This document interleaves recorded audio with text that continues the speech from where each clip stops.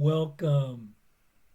Today we will be reading lesson 280 in the workbook and from the text, chapter 24, section 4, Specialness versus Sinfulness.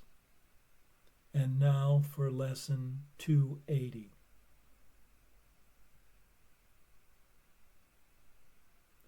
What limits can I lay upon God's Son,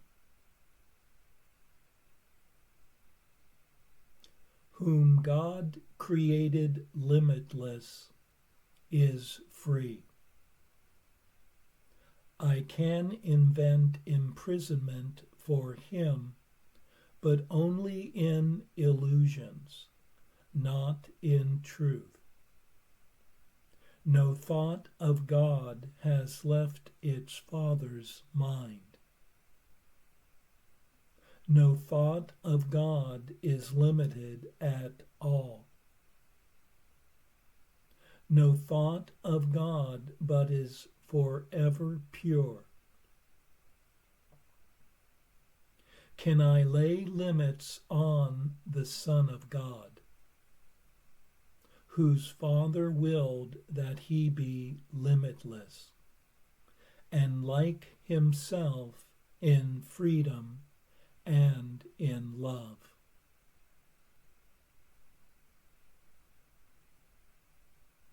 Today let me give honor to your Son, for thus alone I find the way to you. Father, I lay no limits on the Son you love, and you created limitless.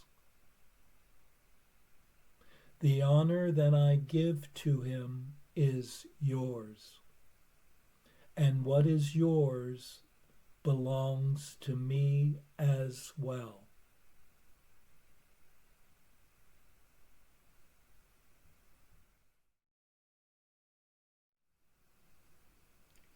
Infinite love created one without form. For form is limited, with walls, boundaries, beginnings and endings. The one creation knows no divisions, no shape or size, and having no location in time and space. One cannot experience the infinite when one experiences oneself as finite.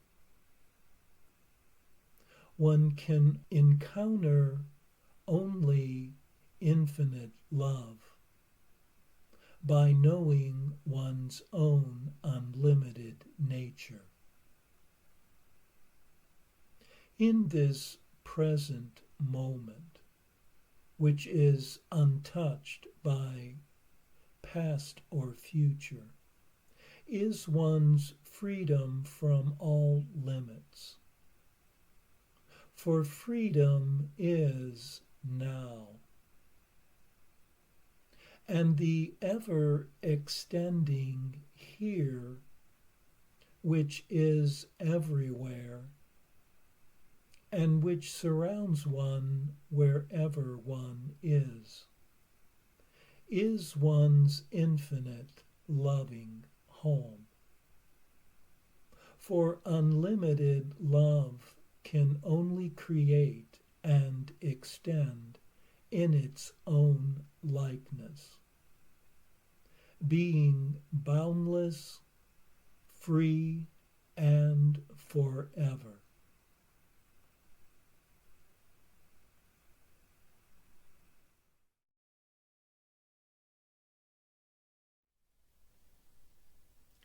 And now for our text reading for today, from chapter 24, section 4, Specialness versus Sinfulness.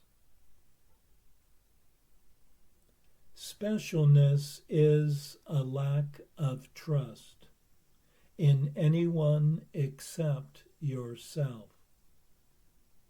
Faith is invested in yourself alone. Everything else becomes your enemy, feared and attacked, deadly and dangerous, hated and worthy only of destruction.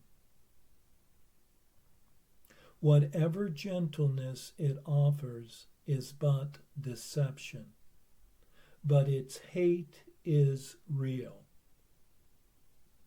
In danger of destruction, it must kill, and you are drawn to it to kill it first. And such is guilt's attraction. Here is death enthroned as Savior. Crucifixion is now redemption, and salvation can only mean destruction of the world, except yourself. What could the purpose of the body be but specialness? And it is this that makes it frail and helpless in its own defense. It was conceived to make you frail and helpless. The goal of separation is its curse.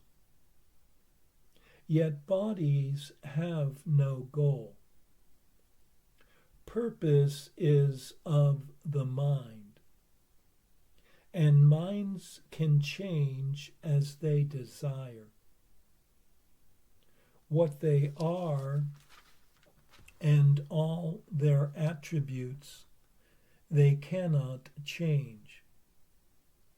But what they hold as purpose can be changed, and body states must shift accordingly. Of itself, the body can do nothing. See it as means to hurt, and it is hurt. See it as means to heal, and it is healed. You can but hurt yourself. This has been oft repeated, but is difficult to grasp as yet. To minds intent on specialness, it is impossible. Yet to those who wish to heal and not attack, it is quite obvious. The purpose of attack is in the mind, and its effects are felt but where it is. Nor is the mind limited. So must it be that harmful purpose hurts the mind as one. Nothing could make less sense to specialness. Nothing could make more sense to miracles. For miracles are merely change of purpose from hurt to healing.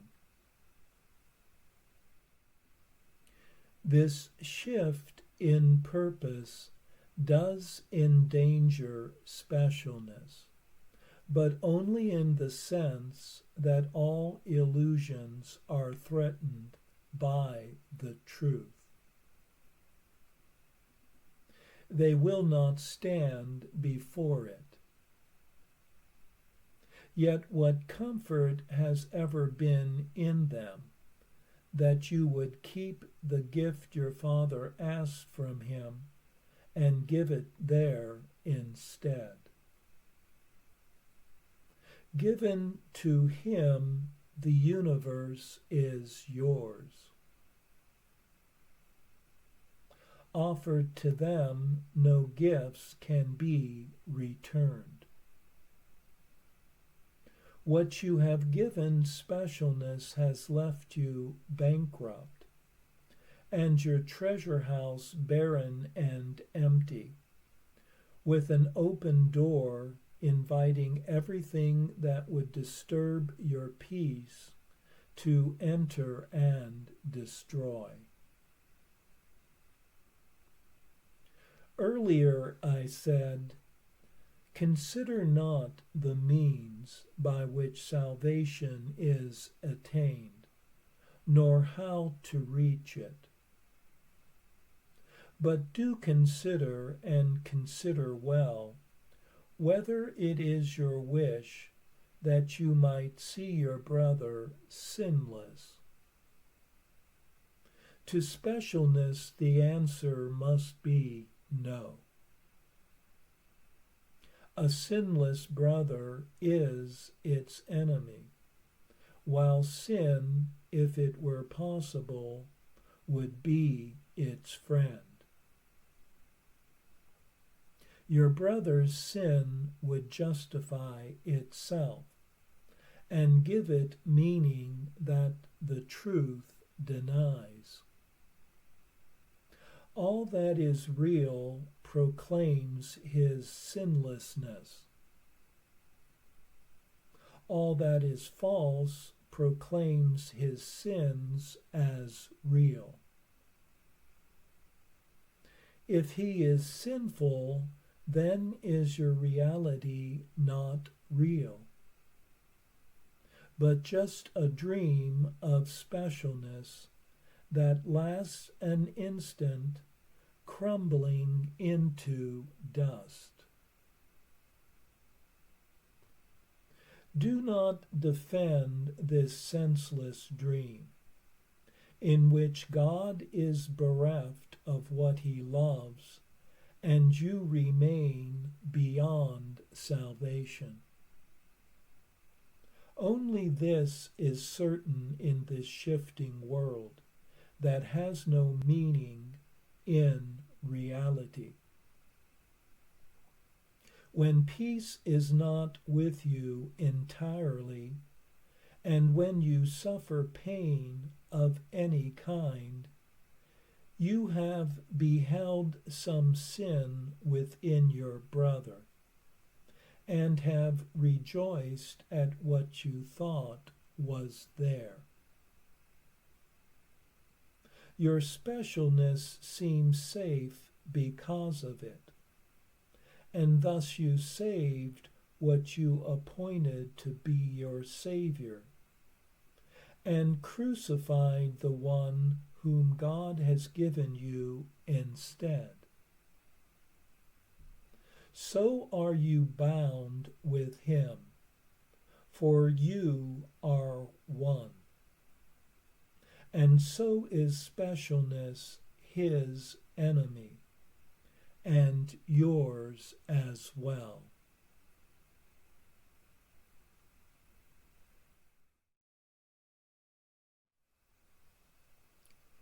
In this section, we are taught that in a world of specialness, one is unable to trust anyone except oneself, because everyone has become one's enemy. One is drawn in by the attraction of guilt, which guides one to kill or be killed, attack or be attacked. And the body becomes the object of one's specialness. Yet what was made for the purpose of attack and separation can also be used for healing and unity.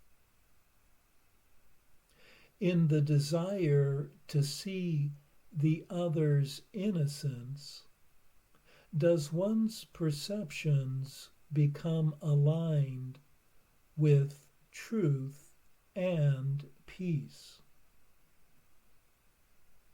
Thus, any form of discomfort or pain results from an ego judgment originating from one's specialness.